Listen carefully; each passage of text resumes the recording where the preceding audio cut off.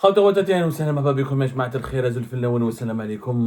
vous allez bien, j'espère que vous vous portez bien. Ce 6 août 2025, c'est une journée mémorable, tristement mémorable dans les relations algéro-françaises, puisque la crise entre l'Algérie et la France vient de franchir un cap extrêmement dangereux avec un rebondissement majeur.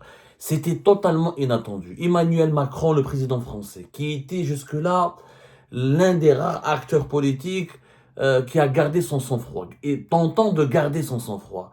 Il faut le dire, Emmanuel Macron, depuis le début de la crise entre l'Algérie et la France à la fin du mois de juillet 2024, il a toujours essayé de se montrer conciliant, diplomate, bienveillant, tentant de trouver le compromis avec les autorités algériennes et les dirigeants algériens. Il a maintenu le contact avec Abdelmadjid Tebboune, il a maintenu des bonnes relations personnelles avec Abdelmadjid Tebboune, le président algérien. Il a même entamé à maintes reprises des pourparlers avec Abdelmadjid Tebboune pour trouver des solutions à l'amiable, pour régler à l'amiable les différents problèmes et les tensions qui opposent l'Algérie à la France. Aujourd'hui, le 6 août 2025, c'est le jour de révolte. Emmanuel Macron a sonné la révolte. Il s'est révolté. C'est une grosse colère, une explosion de colère du président français qui a étonné tout le monde. C'est un document de 3 pages que Emmanuel Macron, dans un document de 3 pages, il a adressé une lettre au Premier ministre et François Bayrou pour lui demander d'adopter une nouvelle politique à l'encontre de l'Algérie par l'égard, puisqu'il s'agit de sanctions, de nouvelles sanctions et de sanctions très sévères ciblant les dirigeants algériens. C'est une lettre de 3 pages dans laquelle Emmanuel Macron explique qu'il faut maintenant changer de politique à cause de l'absence de toute coopération de la part des autorités algériennes concernant le délicat dossier migratoire et sécuritaire. La lettre commence ainsi: compte tenu des difficultés croissantes que nous rencontrons en matière migratoire et sécuritaire avec l'Algérie, je souhaite que vous puissiez prendre des décisions supplémentaires. En effet, le sort réservé à nos compatriotes Boualem Sansal et Christophe Glaise, le non-respect par l'Algérie de ses obligations au titre de nos accords bilatéraux, notamment l'accord de 1994 sur la réadmission et l'accord de 2013, tout comme la cessation de toute coopération des 18 consulats algériens présents sur notre sol avec les services de l'État, tout cela exige que la France agisse avec plus de fermeté et de détermination. C'est ce que je demande au gouvernement. Emmanuel Macron ne veut plus jouer la carte de l'apaisement, a bien compris que la carte de la négociation, de l'apaisement, de la conciliation, de la bienveillance, de l'écoute, du dialogue bienveillant n'est plus possible avec les dirigeants algériens. C'est aujourd'hui, il y a les incompréhensions, ce sont le fossé de l'incompréhension et c'est énormément élargi. Emmanuel Macron nous surprend à travers cette lettre. Pourquoi? Parce qu'il y a de cela à peine 12 jours, le 24 juillet dernier, Emmanuel Macron a annulé une réunion avec le ministre de l'Intérieur, Bruno Retailleau, qui est l'adepte, qui est le partisan, qui est le cerveau même de la politique dure, de la politique de la riposte graduée, de la politique du bras de fer avec les autorités algériennes. Pourquoi? Parce que le 24 juillet dernier, Emmanuel Macron ne partageait pas la vision, ni les méthodes, ni les objectifs de Bruno Retailleau, qui avait relancé la querelle avec les autorités algériennes en décidant de poser plusieurs entraves, d'enlever certains privilèges, de plusieurs privilèges à des diplomates algériens qui travaillent en France, la liberté des diplomates algériens de circuler sur le territoire français, leur accès privilégié aux aéroports français pour récupérer des valises diplomatiques et des documents confidentiels de l'État algérien. Et Bruno Retailleau commençait même à geler les cartes de séjour, il a même instruit de ne plus renouveler les cartes de séjour de certains enfants et proches et parents des dirigeants algériens qui sont établis en France. C'était la politique que Bruno Retailleau avait déclaré la guerre, avait relancé. Dès le départ, dans une optique de Bruno Retailleau, dès le départ, est dans une optique de bras de fer, de guerre politique et diplomatique contre les autorités algériennes. Jusque-là, Emmanuel Macron s'était tenu à l'écart. Il a prouvé certains aspects de la politique, de la riposte graduée, de la politique dure, ou de la politique musclée à l'égard des dirigeants algériens de Bruno Retailleau, mais il n'approuvait pas l'essentiel de son esprit initial, l'esprit de se bagarrer, de se quereller, de faire d'affronter les autorités algériennes, cette logique d'affrontement en permanence. Mais Emmanuel Macron n'en voulait pas. Il n'en voulait pas. D'ailleurs, c'est lui qui avait, en tant que président de la République ici en France, avait mis son veto à plusieurs projets qui ont été proposés, qui ont été mis sur la table pour sanctionner les intérêts des autorités de l'État algérien en France, pour sanctionner directement les intérêts algériens en France et pour cibler et pour exercer des pressions pour directement toucher aux intérêts des dirigeants algériens. L'accord de 68, sa révision, lui, il a dit non.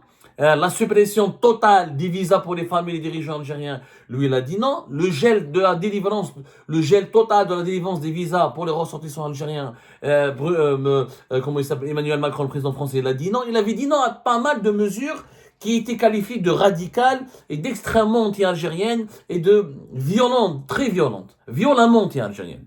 Aujourd'hui, début du mois d'août, ça a changé. Pourquoi Emmanuel Macron a changé? Parce que la pression migratoire, elle a été terrible. L'armée, le chantage migratoire utilisé par les autorités algériennes, il a fait des effets désastreux en France. Depuis pratiquement une année, l'Algérie n'accorde plus aucun laissez-passer consulaire. On est passé de 40% pratiquement de taux de délivrance des laissez-passer consulaires à moins de 4%. Vous imaginez, ce sont des milliers de migrants en situation régulière, dont surtout, certains sont impliqués dans des actes de délinquance. Dans des actes d'insécurité. Certains ont commis des crimes graves, des actes d'insécurité extrêmement graves. Ce sont plusieurs milliers, le chiffre, on parle de plus de 30 000 ressortissants algériens que la France veut expulser, et les autorités algériennes ont bloqué toute coopération.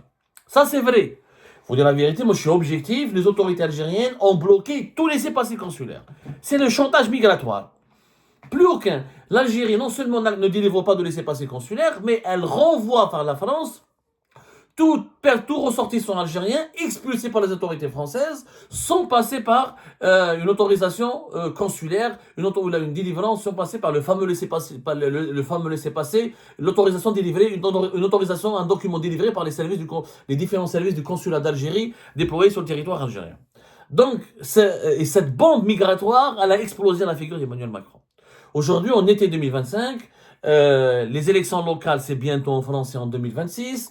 Il y a une pression énorme de l'extrême droite sur ce sujet. Même la droite, je dis bien, même la droite classique française qui est modérée, elle est mise sous pression. Il y a l'opinion publique française. Il faut dire la vérité. Les Françaises et les Français en général sont extrêmement angoissés par l'ampleur importante que prend l'immigration irrégulière algérienne sur le sol français. Dans les villes françaises, dans les grandes villes françaises, soit Lyon, Paris, Toulouse, Bordeaux, allez-y, là où vous voulez, il y a des groupes importants de mineurs algériens isolés, de jeunes algériens haraga, des vendeurs de cigarettes, des jeunes perdus, etc., des livreurs, etc. Ils sont partout dans les villes françaises. Il y a vraiment, et l'opinion publique française, alors, c'est une théorie, ce sont des qualificatifs, bien sûr, utilisés par les tenants de l'extrême droite et de la droite dure ici en France, mais ces qualificatifs et ces vocabulaires correspondent, qu'on le veuille ou non, à une certaine réalité. Il y a une explosion du fait migratoire algérien en France. Les immigrés, les haragas algériens depuis 2020, 2021, 2022, quand ils partent en Espagne, des milliers chaque année, on estime qu'à 30 000 à 40 000 personnes, ils quittent chaque année le territoire algérien de façon clandestine pour rejoindre l'Espagne ou par les routes, par le circuit de la Turquie, la Grèce, etc.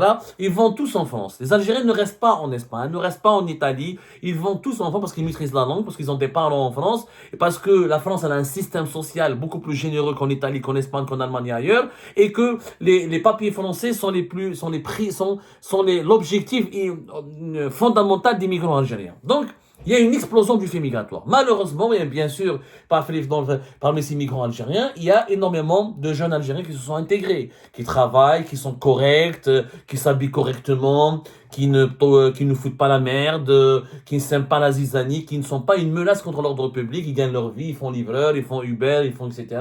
Ça se passe bien. Ça, c'est vrai. Mais il y a malheureusement une partie de ces migrants qui, dans le processus d'immigration a échoué, ils n'ont pas trouvé de travail, ils ne maîtrisent pas la langue, ils ont versé dans la délinquance, ils ont été manipulés, récupérés par les réseaux de la toxicomanie, des trafics de drogue, etc., les trafics de stupéfiants, ils versent ils agressent, ils commettent des faits de délinquance, ça peut paraître des faits de délinquance insignifiants, mais l'accumulation et l'aggravation de ces phénomènes de délinquance a suscité un malaise national ici en France, un malaise national. Je ne dis pas que tous les faits de délinquance en France ne sont pas commis par les Algériens, bien sûr que non, mais malheureusement, de la petite délinquance jusqu'à la grande délinquance, il y a une bonne partie de ces. Enfin, bonne partie, j'ai pas les. Il y a une partie considéré comme par certains politiques français, par certains responsables des services de sécurité français, par certains acteurs de la société civile française, comme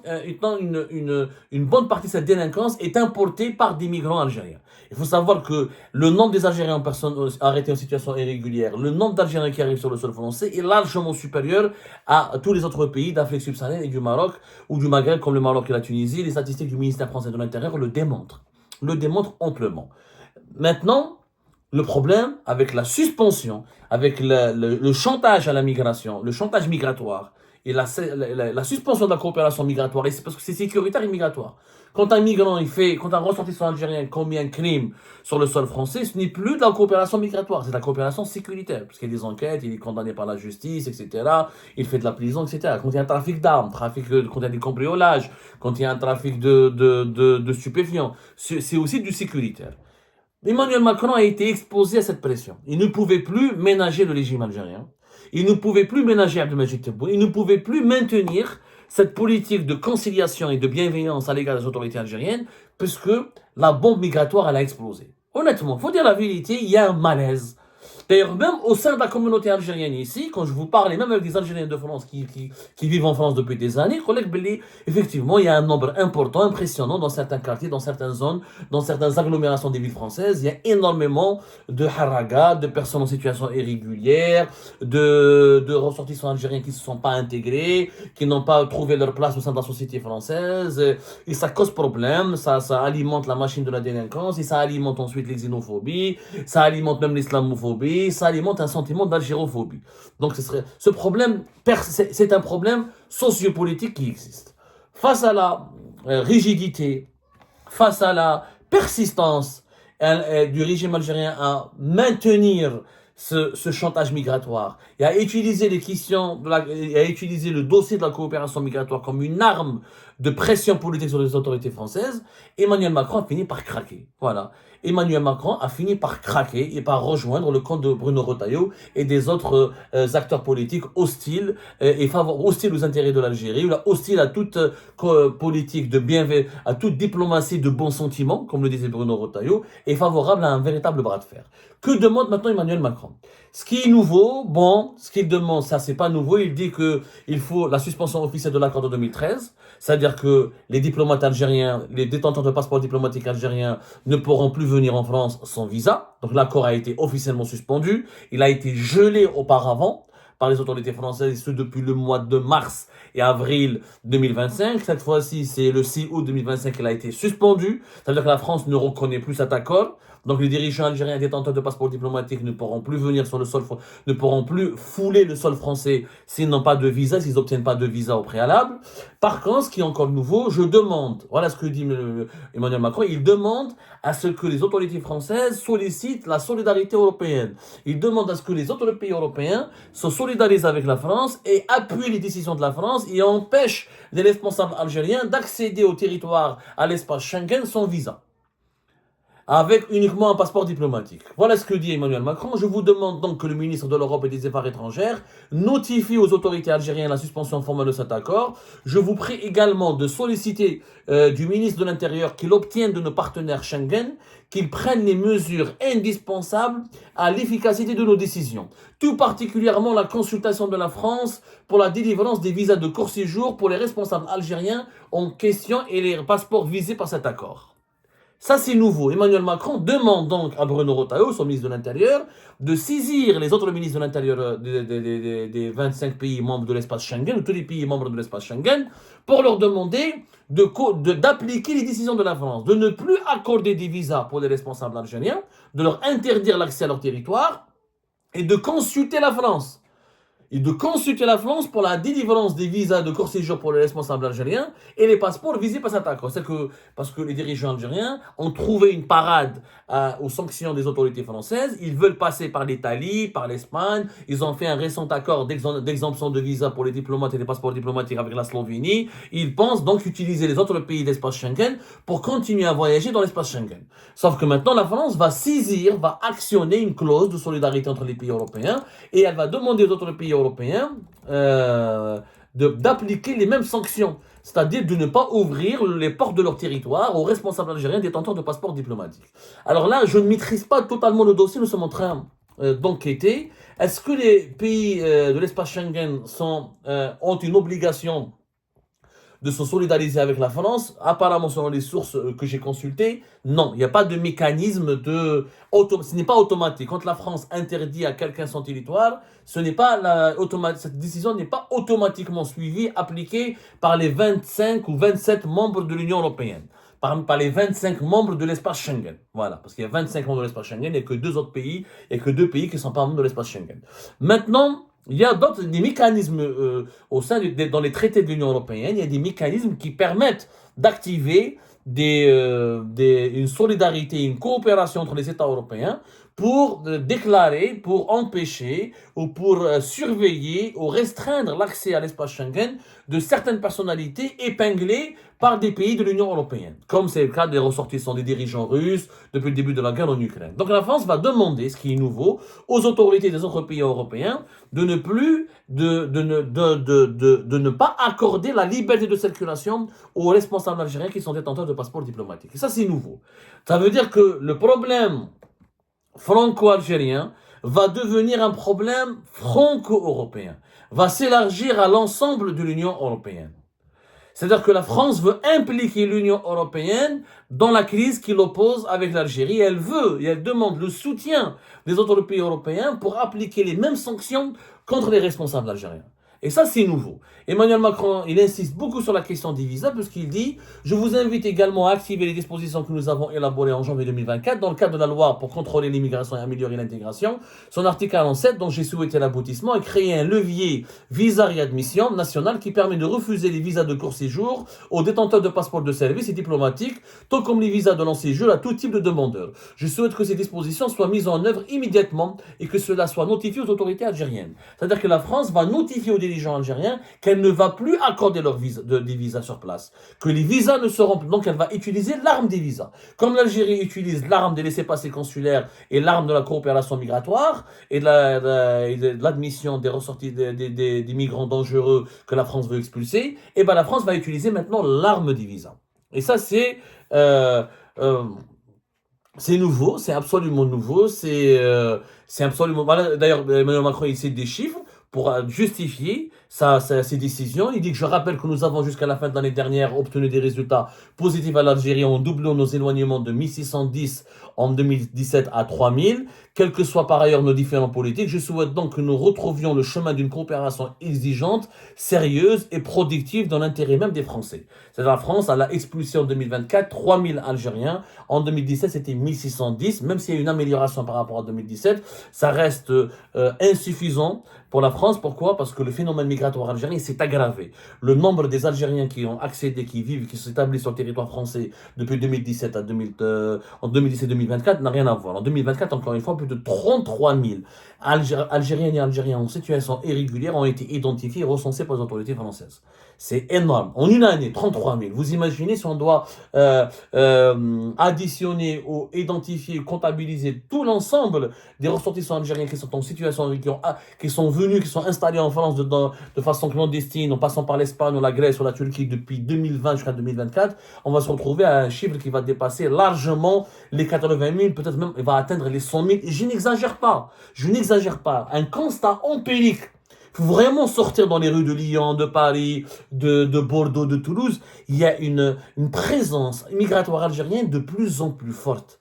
Surtout des mineurs, de plus en plus de jeunes, de plus en plus de haraga. Et malheureusement, beaucoup d'entre eux empruntent les chemins de la délinquance et de la déviance parce que la France, c'est pas le paradis. La France ne peut pas accueillir tous les Algériens et les Algériens. Il n'y a pas du travail pour tout le monde. Il n'y a pas de la place pour tout le monde. La France, c'est un pays qui a ses crises, qui a ses problèmes, qui a ses misères, qui a ses galères. Et la pression migratoire aggrave les déséquilibres politiques et économiques de la France. D'autres sujets ont été évoqués dans la lettre d'Emmanuel Macron. Nous allons les relater et les expliquer prochainement dans nos prochaines émissions. On vous laisse digérer déjà ce retournement, ce coup de théâtre. C'est vraiment un retournement impressionnant de la part d'Emmanuel Macron qui a craqué. Clairement, il a craqué face au régime algérien. Il passe à l'attaque et il demande des sanctions. Il demande il change de politique. Il applique maintenant une politique de bras de fer, exactement comme celle que veut ou que tente d'appliquer Bruno Retailleau depuis le début de la crise entre l'Algérie et la France.